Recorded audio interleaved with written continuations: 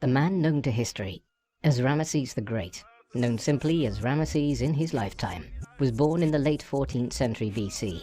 Scholars tend to hold that he was most likely born in the year 1303 BC, but there is no extant information as to his exact date of birth. His father was a member of a leading aristocratic and military family, which hailed from the northern part of Egypt, probably from one of the several fortified urban centers of the Nile River Delta.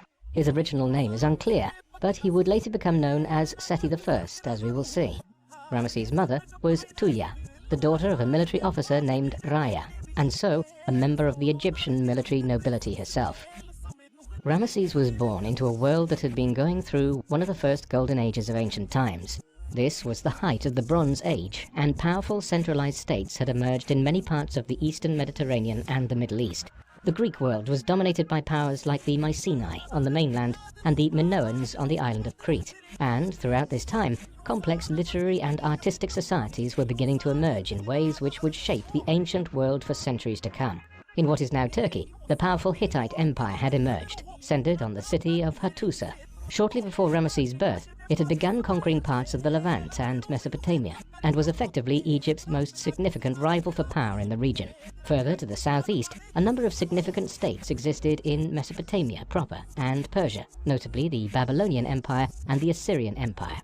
Each of these polities was wealthy, had complex bureaucracies, and was engaged in extensive trade across this Bronze Age world. For instance, a trader or merchant in a city like Tyre or Sidon in the Levant in the 14th century BC could purchase pottery from Knossos in Crete, olive oil from Athens in Greece, papyrus from Egypt, and textiles from Mesopotamia and Persia, all bought and sold in copper, gold and silver, mined in places like western Anatolia under the Hittites' control, or Cyprus, a major center of copper mining, a necessity in order to make bronze chariots, weapons and other utensils. Egypt itself was no exception to this story of prosperity. This was an era known as the New Kingdom period, one which had begun in the 16th century BC, and which would extend beyond Ramesses' own time. The term New Kingdom is a relatively modern construct, having been coined in the 19th century, but it is typically accepted by Egyptologists as accurately describing a distinct period of Bronze Age culture in Egypt, which was more prosperous than anything which had preceded it there. Even the Old Kingdom culture of the pharaohs who built the Great Pyramids at Giza a millennium earlier. During this New Kingdom period, the pharaohs developed a powerful government overseen by viziers and many scribes. A large military was also kept at the ready, powered by new technologies such as chariots and weapons made of bronze. With all this in train, the pharaohs were not only able to collect a greater amount of taxes and govern more efficiently at home, but the New Kingdom Empire expanded in all directions, with outposts being established further down the River Nile than ever before into what is now Sudan, but which was then known as Nubia, and a growing amount of territory being acquired on the Sinai Peninsula and northwards into Canaan and Lebanon. This empire had reached a particular peak in the 15th century BC, during the long reign of Pharaoh Thutmose III, whose conquests extended the Egyptian kingdom northeast into parts of modern-day Syria and northern Iraq. Little is known about the specifics of Ramesses' own childhood, but the political developments of the time were extremely significant. At the time he was born, Egypt was ruled by Pharaoh Horemheb, a member of the 18th dynasty of Egyptian pharaohs. Horemheb is known for having restored a certain amount of stability to Egypt's domestic politics after a tumultuous period during which a near predecessor, Akhenaten, had attempted to establish a monotheistic cult of the sun, replacing the traditional religious and political structures of Egypt. This caused enormous unrest within Egypt and led to its decline as an international power. Horemheb reversed many of these decisions and quelled the unrest Akhenaten had created along the course of the River Nile, but he appears to have had no surviving sons and no biological successor. As such, he decided to designate the head of his government, the Grand Vizier Paramesse, as his successor. Paramesse was Ramesses' grandfather, and so the family ascended to become the 19th dynasty of Egyptian pharaohs when Paramesse became the pharaoh, adopting the regnal name Ramesses I around 1292 BC.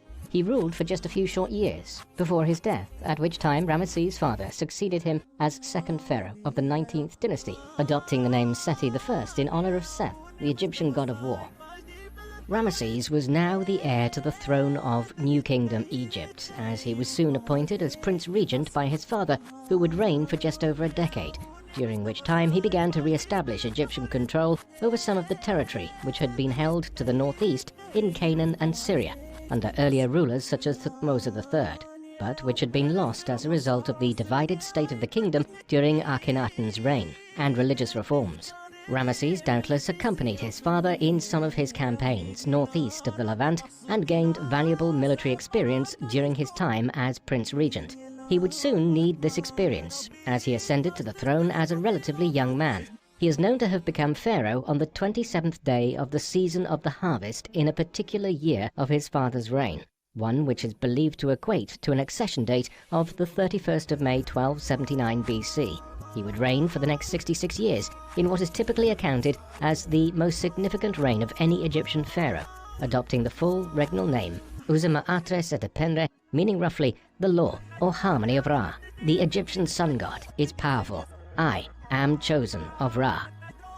Ramesses' first major act as the new ruler of Egypt was to deal with a threat which had been growing in the northern parts of the kingdom for several years. Even before his accession, sea pirates known as the Sherdan Sea Pirates had been raiding the northern coast of the kingdom into the River Nile Delta from the eastern Mediterranean.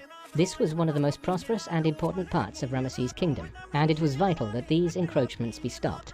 Thus, beginning in the second year of his reign, he began establishing forts along the northern coast of the kingdom and northeastwards towards Sinai and Canaan.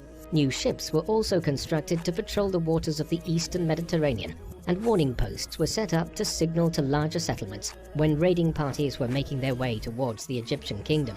All of this culminated in a major sea battle, in which Ramesses and his navy were victorious. A stele or memorial stone commemorating this at Tanis in the northeast of the Nile Delta has survived down to modern times and provides evidence of this victory today, but the exact details of how it occurred or what it involved, other than that Ramesses scored an early victory, remain unclear.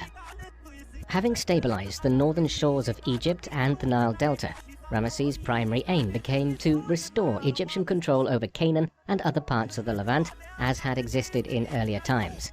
This was a paramount concern, while Egypt itself was an affluent land based on bounteous agriculture, practice along the shores of the River Nile, and the production of pottery and papyrus in cities like Thebes and Memphis. The most affluent cities in the late Bronze Age world lay in Canaan, cities like Tyre and Sidon, which were at the crossroads of all the major empires and were major trading centers as a result. Consequently, Ramesses was anxious to restore Egyptian rule over the region, as had existed 2 centuries earlier in the time of Thutmose III. However, while there was no state with an army sufficient to withstand Egypt within Canaan and the southern reaches of the Levant, the region was also coveted by the Hittite Empire to the north. Much of Ramesses' rule would be concerned with trying to seize control of this region and stave off counterattacks by the Hittites. In the course of doing so, he would fight arguably the most significant battle in the history of the Bronze Age. One of Ramesses' first actions early in his reign was to construct a new capital in the northeastern parts of the Nile Delta, in an effort to increase Egyptian power to the northeast into the Levant. The capital of pharaonic Egypt had moved around over the centuries. For instance, in ancient times, during the Old Kingdom period, it lay at Memphis, near what is now Cairo. However, the capital during the New Kingdom period was typically located well down the River Nile, at what was known then as Thebes, but which we call Luxor today. Akhenaten, the controversial pharaoh who, a half-century before Ramesses' birth, had attempted to establish a monotheistic religion centered on the worship of Aten, had established a new capital at Amarna as a center of the new religion. Thus, there was a substantial precedent for moving the capital of the pharaonic kingdom. Ramesses named his new capital Ramses, near what is now the town of Qantir. Ramesses' father, Seti I, had previously had a summer palace in the region, and it seems likely that Ramesses had spent much of his youth here.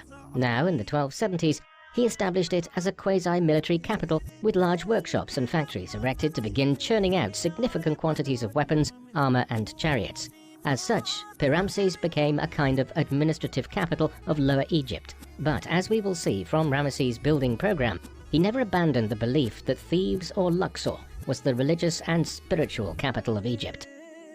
In the earliest part of his wars against the Hittites, Ramesses faced King Muwatalli II, the ruler of the Hittite Empire, since the mid-1290s. This Muwatalli had taken advantage of Egyptian weakness early in his reign and moved his capital south from the traditional site at Hattusa. in what is now central Turkey to Tarhun Tusa in the southeast of the Konya Plain. It was indicative of how both rulers saw Canaan, Syria and the wider Levant as a contested region, which they needed to be near, that both Ramesses and Muwatalli moved their capitals to be closer to the Levant. In the earliest years of his reign, Ramesses conducted annual military campaigns northeast from the Nile Delta. The first of these, around 1275 BC, resulted in the pharaoh cementing his control over southern Canaan, before campaigning further north to the region around modern-day Beirut. Here he had a commemorative stele, or pylon, erected at Nar el-Kalb. The text of this has been obliterated over time, but it almost certainly proclaimed Ramesses' successes in campaigning this far north, a statement of Egypt's claims to control the region.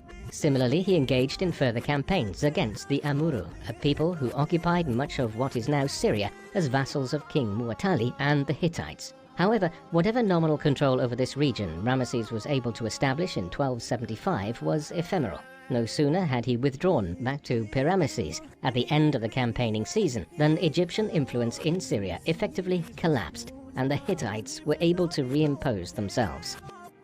The war between the Egyptians and the Hittites at this time has become widely renowned for a battle which it is generally accepted occurred in the year 1274 BC. This was the Battle of Kadesh, or Kadesh, near the city of Kadesh on the banks of the Orontes River in western Syria. The Battle of Kadesh was clearly a highly significant one, involving armies of a very substantial size by the standards of the Late Bronze Age, but also being regarded as a unique or significant event by the parties involved. It is, for instance, the best documented military encounter of the 2nd millennium BC, with both sides making extensive records concerning it in years to come in the form of tablets, wall paintings, and inscriptions throughout Egypt and other parts of the Late Bronze Age world. Thus, the Battle of Kadesh was unquestionably believed by contemporaries to have been an era-defining military engagement. The background of the battle was Ramesses' new campaign into Syria in 1274 BC. As with the previous year's campaign, his goal was to extend Egyptian power further north into Syria at the expense of the Hittites. Ramesses led 4 divisions of troops into Canaan and then north towards Syria that year. These were named for some of the paramount Egyptian deities, Amun, Ra, Seth and Ta, and consisted of perhaps as many as 40,000 men, with 2,000 chariots also provided for the campaign. These were augmented by thousands of Canaanite mercenaries who joined the pharaoh's forces. However, not all of these forces were deployed at Kadesh, and it seems probable that Ramesses' forces did not exceed 30,000 men in total on the field of battle. Arrayed against him was Muwatalli's army of somewhere between 25,000 and 45,000 men, with several thousand chariots also brought south into Syria. Consequently, the armies of the two sides were relatively evenly matched. A striking aspect of the engagement was the number of chariots deployed, with many Egyptologists and Hittite scholars speculating since that this was the largest chariot battle in history. In its initial stages, Ramesses was caught off guard at Kadesh. He received false intelligence about the location of the main Hittite army far to the north, whereas in fact Muwatalli's armies were stationed near Old Kadesh, not far from the Egyptian advance party. As a result, when the Hittites attacked, some of Ramesses' main divisions of troops were far to the south and could not be brought into the field of battle. As a result, the Ra division was scattered by a Hittite chariot assault in the first stages of the battle near Kadesh. However, this is the point at which Ramesses' leadership is believed to have proved pivotal, as he steeled the Ammon division of his troops and counterattacked against the Hittites, breaking their chariot assault. Some accounts have it that the fault also lay with the Hittites, who, believing that their initial attack had proved conclusive, had stopped to plunder the baggage trains and goods of the Ra division, leaving them exposed to Ramesses' coordinated counterattack. Thereafter, Muwatalli ordered his troops to retreat towards the Orontes River. Later Egyptian accounts suggest that the Ptah division now arrived to Kadesh and harried the Hittites. Muwatalli ordered a new counterattack led by his chariot divisions, but this was unable to break the Egyptian advance. Eventually, the Hittites were forced to flee northwards over the river Orontes, in many cases throwing their weapons and armor aside in order to swim through the river to safety.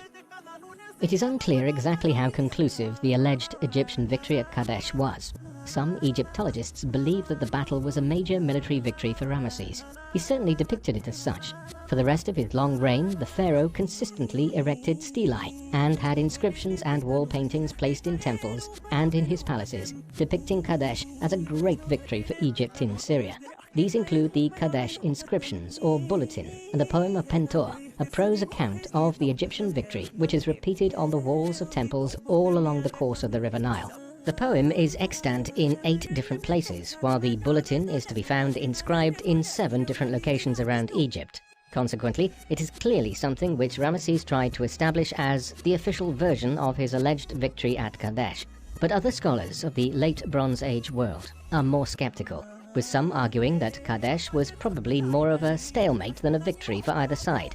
Certainly, it cannot have been the kind of comprehensive victory which Ramesses attempted to depict it as, for the battle did not lead to any major shift in the strategic situation in Syria. Rather, the Egyptians and the Hittites continued to contest the region for many years to come. The Battle of Kadesh did not bring the war between Egypt and the Hittite Empire to a complete conclusion, though it did signal the end of the most intense initial period of clashes between the Egyptians and the Hittites. Skirmishes continued for years thereafter. For instance, in 1269 BC, Ramesses launched a new campaign into Syria, during which he conquered the city of Dapur. However, the pattern during the 1260s was that Ramesses was able to briefly acquire control over parts of Syria, while he campaigned personally there. But longer-term control over the region could not be maintained once the major Egyptian military presence was withdrawn. In recognition of this situation around 1259 BC, the Egyptians and the Hittites agreed to what is variously called either the Egyptian-Hittite Treaty or the Eternal Treaty or Silver Treaty. This was signed between Ramesses II and Hattusili III, who had succeeded as ruler of the Hittite Empire at some point in the 1260s. The Eternal Treaty effectively brokered a lasting peace, one in which the two powers agreed to cease hostilities as it was costing both governments exorbitant amounts of money and achieving little for either. Thus, Syria was to become a sphere of Hittite influence, with Egypt largely confirmed in its control of Canaan and other more southerly parts of the Levant. Bonds were agreed and pledges made, and the gods invoked as overseers of the eternal peace. The Eternal Treaty is one of the most famed international agreements made in ancient times. This is owing to the highly unusual survival of multiple copies of the text over 3 millennia later in different languages. Copies of the text of the treaty in Egyptian hieroglyphics were found inscribed in 2 separate locations in Luxor in central Egypt in the first half of the 19th century.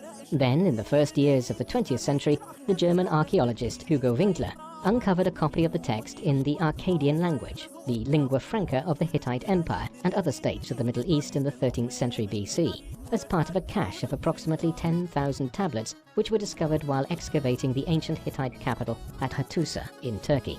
Thus, we have a remarkable example here of an international treaty being copied out and deposited in royal archives and temples in cities 2,000 kilometers away from each other over 3,200 years ago.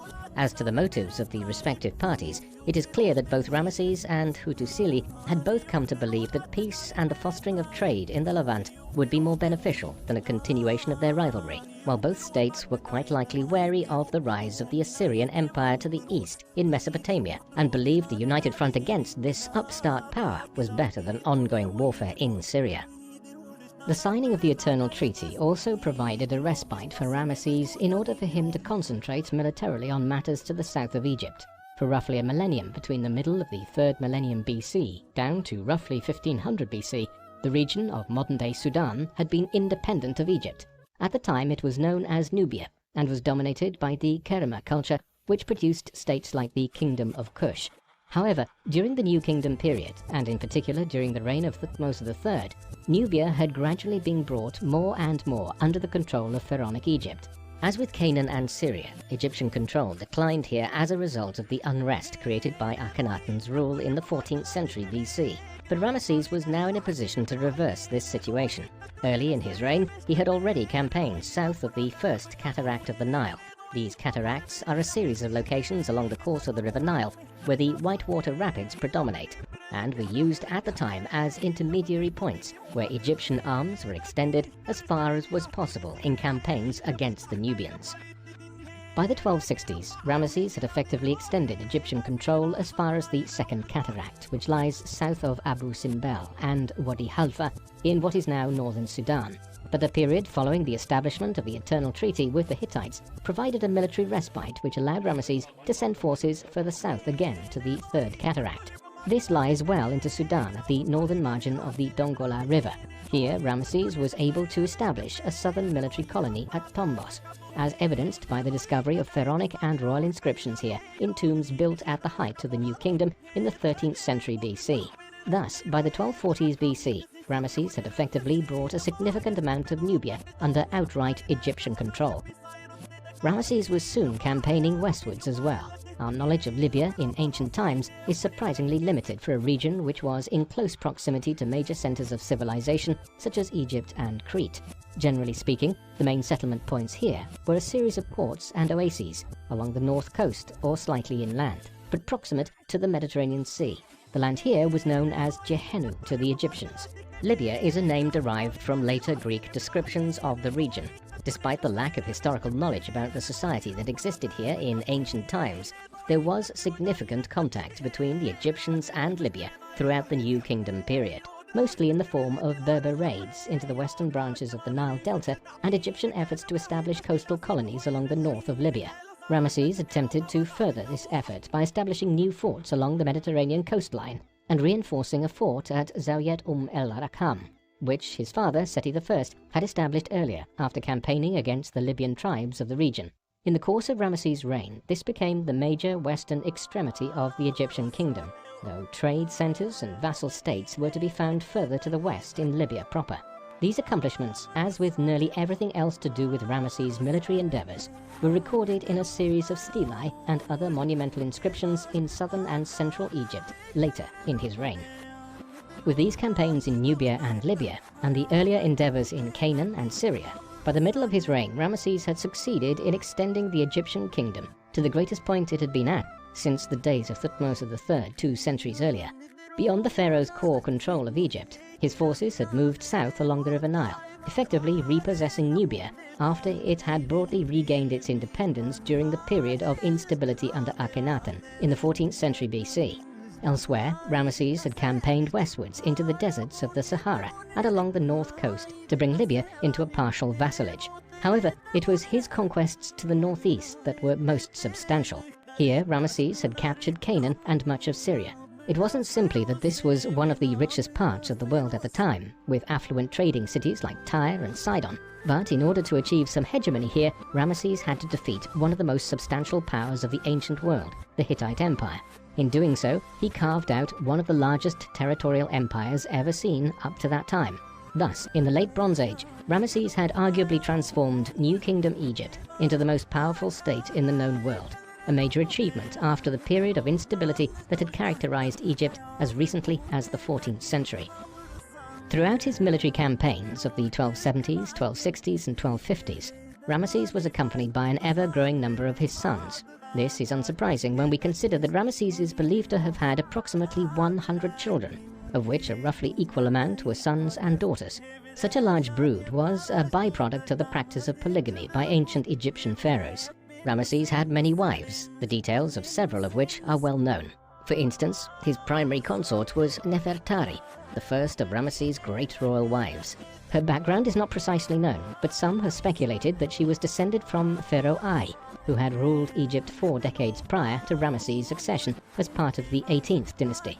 She and Ramesses evidently married quite young, as she became queen consort as soon as he ascended to the throne around 1279 BC. They had many children together, and on the strength of the numerous temples and shrines which Ramesses had built in her honor, there is no doubting that she was the most revered of his wives. She is also somewhat unique as a queen consort of the New Kingdom period, for whom we have extant correspondence. Nefertari wrote on multiple occasions to King Hutusili III, ruler of the Hittite Empire, and his wife, Pudu-Hepa, in the 1260s and 1250s, and tablets of this correspondence have been unearthed in the Hittite capital Hattusa. Nefertari died around 1255, and since Ramesses lived for many decades to come, new great wives emerged in the years that followed. Paramount amongst these was Isetnofret. She too seems to have married Ramesses before his accession as pharaoh, but she was clearly a junior consort while Nefertari lived. Her seniority from the mid-1250s is attested to by numerous inscriptions and records of her which appear on statues and temple walls across Egypt. Other great wives of the pharaoh emerged from political arrangements, For instance, as part of the Eternal Treaty of 1259 BC with the Hittites, Ramesses took one of the daughters of King Hattusili III and Queen Paduhepa as his wife, although the marriage to Matornafurere was not solemnized until the mid-1240s BC, presumably as the Hittite king's daughter was considered to be too young for the marriage to be formalized in the early 1250s BC. Curiously enough, some of Ramesses' other great royal wives included some of his daughters. Bint Anat, for instance, was born from Ramesses' marriage to Isetnofret, before later marrying her own father. Such familial relationships were common throughout the history of pharaonic Egypt and resulted in significant complications of inbreeding, the most famous example of which had been Tutankhamun 50 years before Ramesses' reign.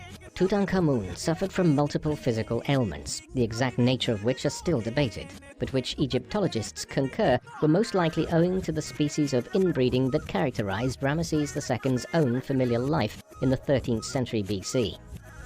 This extensive royal family was intimately connected throughout Ramesses' long reign with the cult of Ra, the sun god, and one of the paramount deities in the Egyptian religious system, who was also worshipped as Amun-Ra in a slightly different form.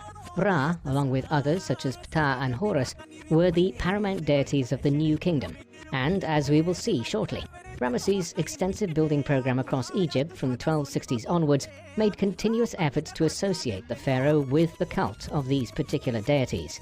From the early 1240s BC onwards, once Ramesses had reigned over 30 years, he was also able to become the center of his own species of religious cult in the shape of the Sed festival, or Feast of the Tail.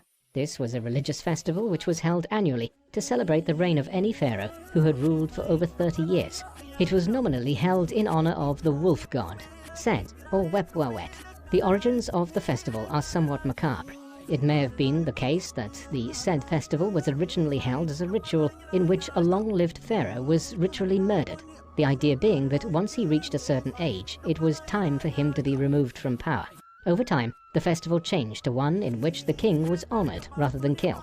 Under Ramesses, the Sed festival was celebrated at the traditional capital, Thebes, for the first time in 1249 BC. Thereafter, it was held every 3 years for as long as Ramesses lived. Such was the length of his reign that he went on to celebrate an unprecedented number of Sed festivals. If the first half of Ramesses' reign was primarily dominated by warfare and the extension of the realm's borders, the second half of it was remarkable for the extensive building projects which were undertaken by the pharaoh. Ancient Egypt is synonymous with brilliant architectural achievement, but this was achieved at irregular intervals. For instance, the first intermediate period of Egyptian history, which occurred in the late 3rd millennium BC, prior to the advent of the subsequent Middle Kingdom, was a period of lackluster building projects. Conversely, the New Kingdom period, which had begun in the 16th century BC, saw a new age of major building projects commissioned by the pharaohs along the River Nile. Ramesses II was the greatest proponent of this new age of pharaonic patronage of religious and mortuary architecture. In fact, his reign witnessed the most significant building program seen since the days of pharaohs such as Cheops, who, in the 26th century BC, constructed the pyramid complex at Giza, near modern-day Cairo, including the Great Pyramids, the only surviving wonder of the ancient world.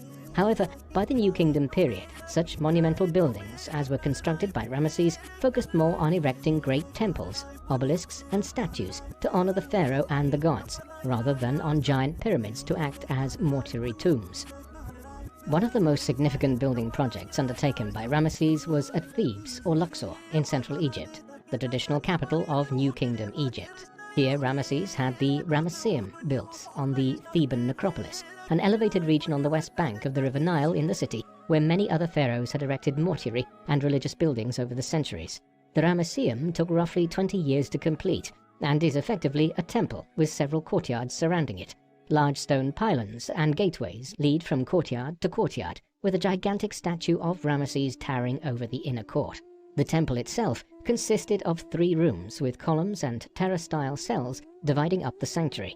Throughout them stand many statues of the Egyptian gods and goddesses, while several colossal statues of Ramesses once adorned the temple. Unfortunately, several of these were removed from Thebes in the 19th century and are now found in places in Europe such as the British Museum. On what remains, reliefs commemorate Ramesses' victory at Kadesh and other accomplishments both inside and outside the temple. What is particularly interesting about the Ramesseum is that there is evidence that a scribal school was also established here. while a small royal palace stood next to the courtyard, indicating that this was a site with several other uses beyond its religious functions. It clearly served as a center of pharaonic government in Thebes when Ramesses based himself out of the traditional New Kingdom capital. Ramesses also ordered some construction work at Saqqara. This is a site not far from the Great Pyramids of Giza, and where the first major pyramid ever built in ancient Egypt, that of Pharaoh Djoser of the 3rd dynasty, was built in the 27th century BC. And Saqqara remained a major center of monumental building work over the centuries. Ramesses decided to make his own contributions to the complexes here, in association with one of his eldest sons, Prince Kha-Emwesed. For instance, the pair had the Pyramid of Unas, a pharaoh of the 5th dynasty who had lived in the 24th century BC, repaired and added an inscription to the southern facade of the edifice to indicate that they had overseen this restoration work. Ramesses and his son also enlarged the temple of Serapis, or Serapeum, at Saqqara, a major center of the cult of Apis, the bull god of Egyptian mythology, who was believed to be the physical manifestation of Ptah, the Egyptian god of crafts, merchants, and the dead. Recent archaeological discoveries at Saqqara have also unearthed the tomb of Ptah Mwea, who served for a time as Grand Vizier and treasurer in the government of Ramesses II. His was not the only tomb built at Saqqara for senior government officials of Ramesses' reign, and the site at Saqqara highlights the esteem such bureaucrats were held in at the height of the New Kingdom in ancient Egypt. One of the most significant aspects of Ramesses' building program was the manner in which he used grand temples and buildings as a way of expressing the extension of Egyptian power into regions which had largely become independent of pharaonic rule in the 14th century BC. This was particularly the case to the south towards Nubia, along the course of the River Nile. Ramesses had many temples constructed here on the way to what is now Sudan, as an expression of the rejuvenation of Egyptian rule here. One of the most impressive was the temple of Beit al-Wali, which was built on an island in the middle of the River Nile, just a few kilometers from Aswan in southern Egypt. This was dedicated to some of the foremost Egyptian deities of the New Kingdom period, Amun-Ra, Re-Horakti, Khnum, and Anuket. It is notable for having some of the best preserved and most impressive wall painting reliefs from ancient Egypt, many of which depict Ramesses' campaigns into Nubia and his subjugation of the region. His campaigns into Syria and Libya are also depicted. Over 100 kilometers to the south, on the west bank of the River Nile, Ramesses had the 2 temples of Wadi es-Sabua also constructed, renovating one earlier temple in the process. The site here was used as a stop-off point for boats traversing the Nile to and from Nubia. Ramesses thus had the temples constructed in a location where many people visited, and dedicated them both to himself and Amun-Ra. Perhaps the most striking architectural feature here are rows of sphinxes, which depicted Ramesses as individuals entered and left the temples. Perhaps the greatest building project undertaken by Ramesses, though, lay far to the south of Luxor near what is now the border between Egypt and Sudan, at the Second Nile Cataract. This was the temple complex near what was then known as Ipsambul, but which we know today as Abu Simbel. Here, Ramesses had initiated the construction of 2 temples back in the mid-1260s. They would take 20 years to complete, but eventually resulted in 2 large temples carved in a sheer rock face near the village. One of these was dedicated to Ramesses himself, and the smaller one was in honor of the pharaoh's primary consort, Queen Nefertiti. When it was completed in 1244 BC, the Great Temple was inscribed as having been built as, quote, the Temple of Ramesses, beloved of Amun. It consisted of a grand entrance which led into a temple dedicated to several of the major Egyptian deities. Sculptures and reliefs adorned the interior. It is also believed that the temple was built in such a way that the chamber flooded with sunlight on the 22nd of October and the 22nd of February every year, illuminating the statues here. It is speculated that these dates are significant as possibly being the dates of Ramesses' birth and coronation as pharaoh. Moreover, the reliefs and sculptures are celebratory of Ramesses' reign, with his military campaigns and his victories depicted on the walls, notably the Battle of Kadesh. While the interior of the Temple of Abu Simbel is impressive, the most notable aspect of the temple complex is the series of colossal statues, which were erected on either side of the main entrance outside the temple. At the Grand Temple, there are 4 such colossal statues, 2 to either side of the entrance. All 4 of these depict Ramesses and stand approximately 20 meters tall, making them some of the largest pharaonic statues ever carved during the 3 millennia of ancient Egyptian history. It is difficult to get a precise idea of how vast these statues are from looking at photographs. But if one stands next to them, an individual only reaches up to the pharaoh's feet, with the remainder of the statues towering well above. On each statue, Ramesses was depicted wearing the dual crowns of Upper and Lower Egypt. A statement here in the border region between Egypt and Nubia that the pharaoh was lord of the land of the river Nile, both to the south and the north. Thus, the temple of Abu Simbel was meant as a statement of Ramesses' power and rule over Egypt, a proclamation of sorts to those south of Abu Simbel that the pharaohs reigned here yet again. Abu Simbel is the pinnacle of Ramesses' building program. Ramesses' reign is notable for its length. Having most likely succeeded his father in 1279 BC, he is believed to have ruled for over 65 years. However, what is somewhat unusual about this long reign is how unremarkable the second half of it was, and in particular, the last 2 decades or so of Ramesses' reign. All of the notable events of his time as pharaoh, from the Battle of Kadesh to the Eternal Treaty and the campaigns west to Libya and south into Nubia, all occurred in the first 20 or so years of his rule. Even the monumental building programs which he undertook at Abu Simbel, Thebes and elsewhere, although many of them took upwards of 20 years to complete, were generally finished by the early 1230s BC. By way of comparison, the last 20 or so years of Ramesses II's reign are something of a mystery.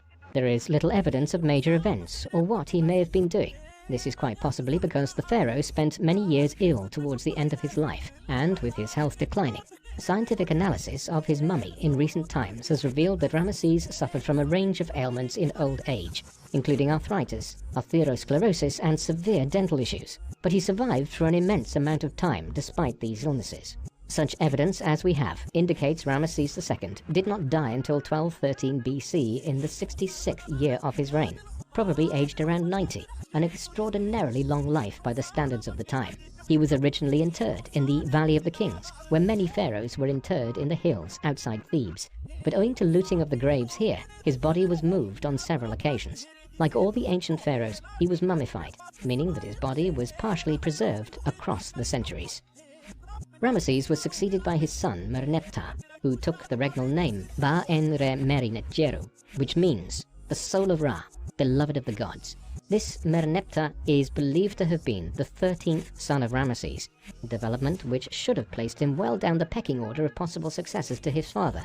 However, Ramesses had lived for so long that a huge number of his older sons had died. Indeed, Merneptah was probably well into his 60s by the time of his own accession, and his reign would only last 10 years.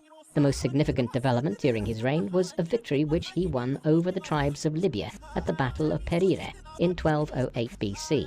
Thereafter, there was a quick succession of pharaohs before the 19th dynasty came to an end, with the dying out of Ramesses' direct line of descent in 1189 BC.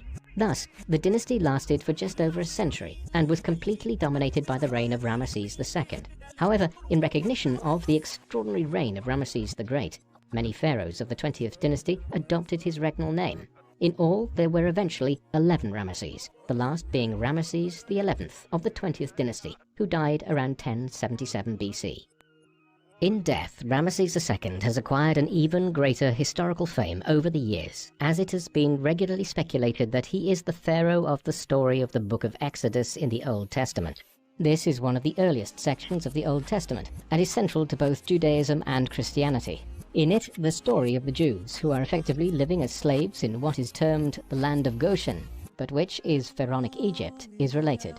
This picks up from the book of Genesis, which had related how Joseph, the son of the Hebrew prophet Jacob, had been tricked by his brothers and sold into slavery in Egypt. Over the next several generations, a large community of Jewish slaves came to live in Egypt, under the subjugation of the Egyptian pharaohs. In Exodus, we read the story of how the Jewish prophet Moses is placed in a reed basket and sent down the river Nile by his mother Jochebed, after the pharaoh had ordered the murder of Jewish children, following concern about the number of Jews or Israelites that were then present in Egypt. Moses is subsequently found and adopted into the pharaoh's household, where he gains the affection of the Egyptian king. But Moses clashes with the pharaoh's biological son. Eventually, he realizes he is one of the Israelites and leads his people out of Egypt by parting the Red Sea, as the pharaoh's forces attempt to chase him. The debate on Ramesses is whether he could be identified as being either the ruling pharaoh of the Book of Exodus or his biological son who becomes Moses' rival. There is really no substantive case, however, in either instance for speculating to this effect. The Book of Exodus makes no effort to identify the historical figures who might have been involved in pharaonic Egypt at the time, and the historicity of the events of the Old Testament are, of course, open to speculation as well. Consequently, different writers have speculated that a wide range of pharaohs, dating from as early as the 17th century BC and as late as the 12th century BC, may be the pharaoh of the Book of Exodus or his biological son. An unusually high proportion of people have been anxious to suggest it was Ramesses II who was the pharaoh at the time, with this line being favoured in more than one prominent Hollywood treatment of Moses' life, notably the Ten Commandments of 1956, in which Ramesses was depicted by Yul Brynner. These depictions are largely due to Ramesses being the most prominent pharaoh of this age. His reign was lengthy, and he was involved in military conquests in the Levant, which would fit with oppression of the Israelites. These things aside, though, there is no historical basis for suggesting that Ramesses II is the pharaoh of the Book of Exodus. Indeed, that Ramesses should be identified with the biblical pharaoh of Exodus is perhaps fitting. After all, much of the tale of Moses portends doom for Egypt for impeding the destiny of the Israelites to return to their ancestral homeland and establish a new kingdom there. And there is no doubting that New Kingdom Egypt quickly headed towards a period of immense decline shortly after Ramesses' reign. Beginning around 1200 BC, the eastern Mediterranean, the Levant, and adjoining areas were struck by a series of attacks by a mysterious confederation of warlike people who have typically been identified as the Sea Peoples. There is no consensus even today as to who these people were or where they had come from, although it has plausibly been speculated that they came eastwards from the western Mediterranean, possibly from Italy and parts of southern France or the northwestern Balkans. Wherever they came from, what we do know is that the onslaught of these newcomers, along with the arrival of other warlike peoples such as the Dorians, who came from northern Greece around this time, was an immediate threat to the late Bronze Age world and began to destabilize societies such as those of New Kingdom Egypt in the decades that followed. What followed is typically referred to as the Late Bronze Age collapse in the historiography of the ancient world, as the powerful states which had dominated the region for several centuries either declined dramatically or collapsed. The Hittite Empire splintered into several smaller states during the course of the 12th century BC, while Bronze Age Mycenae and the Minoan civilization of Crete were almost entirely destroyed. New Kingdom Egypt also entered a period of pronounced decline, though it survived as a substantial polity, albeit much weakened internally, divided by civil wars and reduced in terms of its territorial expanse. This reflected much of what occurred elsewhere.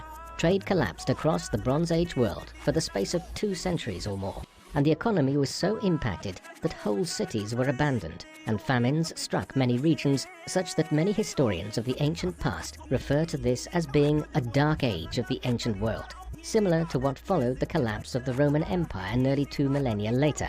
What is known as the Third Intermediate Period of Egyptian history followed the end of the New Kingdom, as new regional powers began to dominate what remained of pharaonic Egypt, some of them hailing from Nubia in the south. Ramesses II's tomb was discovered during the late 19th century.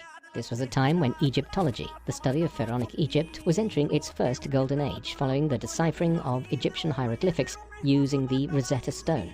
The great pharaoh's tomb was discovered at Deir al-Bahari in 1881 near Thebes, within a wider cache of royal tombs dating to the New Kingdom period. Ramesses' tomb, like nearly all other pharaohs, had been looted at some stage in the past and revealed nothing to rival the riches of that of Tutankhamun, which would be discovered 40 years later by Howard Carter. However, Ramesses' tomb is nevertheless significant, particularly a series of inscriptions on the sarcophagus which listed Ramesses' various names and titles and also provided an inventory of his burial goods. The inscriptions also indicate that Ramesses was not immediately interred at Deir al-Bahari, but rather he was first laid to rest in the tomb of his father, Seti I. It remained there for the next 80 years, until such time in the mid-12th century that his tomb was relocated. What is especially strange about all of this is that Egyptologists now believe that the wooden and painted death mask and sarcophagus used in Ramesses' new tomb were actually recycled from the tomb of one of his near successors, Horemheb, the last ruler of the 18th dynasty. It is also evident that renovations were carried out on Ramesses' tomb in subsequent years, indicating that the ancient Egyptians did not simply seal the tombs of dead pharaohs for all time when they were laid to rest, but viewed some of these tombs as shrines, which were to be maintained and improved where possible. Unsurprisingly, given the extent of the building program he oversaw, Ramesses II has continued to feature regularly in studies of ancient Egypt and new archaeological projects. Indeed, in the case of Abu Simbel, his temple here was central to one of the most extraordinary relocation projects ever undertaken. In the 1950s, the new government of General Abdel Nasser, who had seized power in Egypt following the Egyptian Revolution of 1952, determined to build a vast new dam at Aswan in order to henceforth control the annual flooding or inundation of the River Nile, on which so much of the country's agriculture depended. The resulting flooding and the creation of what was to be named Lake Nasser near the dam would have submerged Abu Simbel. Accordingly, in 1959, the Egyptian government applied to UNESCO to move the temple. This petition was granted, and over the next several years, several Swedish engineering firms undertook the project for the Egyptian government. The work involved was highly complex, as Abu Simbel was not constructed out of blocks of stone, but was carved into a cliff face. Thus, the temple was rescued by effectively making a giant incision into the mountainside, and then transplanting the temple piece by piece to a site several hundred meters inland and much higher above ground. Thus, Abu Simbel now overlooks the River Nile, much as it has for over 3 millennia, but from a different vantage point and site. Owing to the length of his reign and its significance, Ramesses has also featured extensively in modern popular culture. For instance, Norman Mailer's Ancient Evenings, published in 1983 by the American author, was an enormous fictional account of pharaonic Egypt set on one evening in the late 12th century BC, but in which the characters repeatedly discuss the reign of Ramesses II. The Battle of Kadesh is a major feature of the work. Ramesses was also the subject of works by the noted historical fiction writer Christian Jack, while he is the central character too of Anne Rice's The Mummy. So too does he appear in many numerous Hollywood treatments of ancient Egypt. But surely the most notable popular cultural reference to the victor of the Battle of Kadesh appeared 2 centuries ago in the Romantic poet Percy Bysshe Shelley's poem Ozymandias, the Greek name for Ramesses. Here Shelley used Ramesses as an example of how all great rulers are destined for decline or death. It was meant to be a reflection by Shelley primarily on Napoleon Bonaparte, who had fallen from power in France and Europe just a few years before Shelley's time of writing. But Shelley used Ramesses as his analogy, as news was circulating around London at the time that the British Museum had just acquired one of the colossal heads of the pharaoh from the Ramesseum. Shelley's repetition of the inscription which once adorned the tomb, "My name is Ozymandias, King of Kings. Look on my works, ye mighty, and despair," must rank as amongst some of the most famous lines of 19th century poetry. Ramesses II, or Ramesses the Great, was arguably the greatest of all ancient Egypt's pharaohs, of which there were over 170 across 3 millennia. His reign is notable for many things. From a political and military perspective, he extended the Egyptian kingdom to the greatest point it had seen since the reign of Thutmose III 2 centuries earlier, the point at which Egypt reached its greatest extremity by conquering much of the Levant, Syria, and parts of Mesopotamia. Ramesses did this primarily by defeating the Hittites in his nation's ongoing struggle with them for hegemony over the rich coastal cities of Canaan and Syria such as Tyre and Sidon. The peak of his success in this respect was victory at the Battle of Kadesh and the Eternal Treaty of 1259 BC. But it was not just here where Ramesses was militarily successful. He also campaigned against the Sherdane Sea pirates early on in his reign, which had been plaguing the northern coast of Egypt for many years prior to his accession, and later campaigned westwards along the Mediterranean coast towards Libya. Finally, to the south, he extended the Egyptian kingdom's influence much further down the course of the River Nile into what is now Sudan, but which was then known as Nubia. This new kingdom empire of Ramesses II was one of the most formidable empires of ancient times. However, there is also the distinct possibility that Ramesses has been accorded the prominence which he has in studies of ancient Egypt and amongst Egyptologists owing to his own self-promotion. Ramesses was one of history's first great propagandists. There was no success which he achieved on the battlefield or aspect of his reign that he did not commemorate in stone in such a way as it would be remembered for centuries or even millennia to come. Thus, for instance, we find him setting stone stelae and other markers in the Nile Delta and the Levant to proclaim his victories over the Hittites and the Sherdane Sea pirates there to the world and to future generations.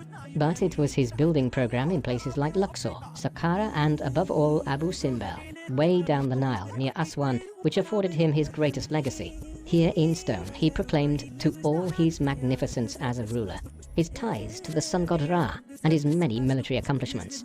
Yet while these building works may have been acts of propaganda, there is no denying their brilliance. Accordingly, from the perspective of the 21st century, surely Ramesses' greatest accomplishment was in having these magnificent temples, statues and obelisks erected across Egypt nearly 3,500 years ago. What do you think of Ramesses the Great? Was he ancient Egypt's greatest pharaoh?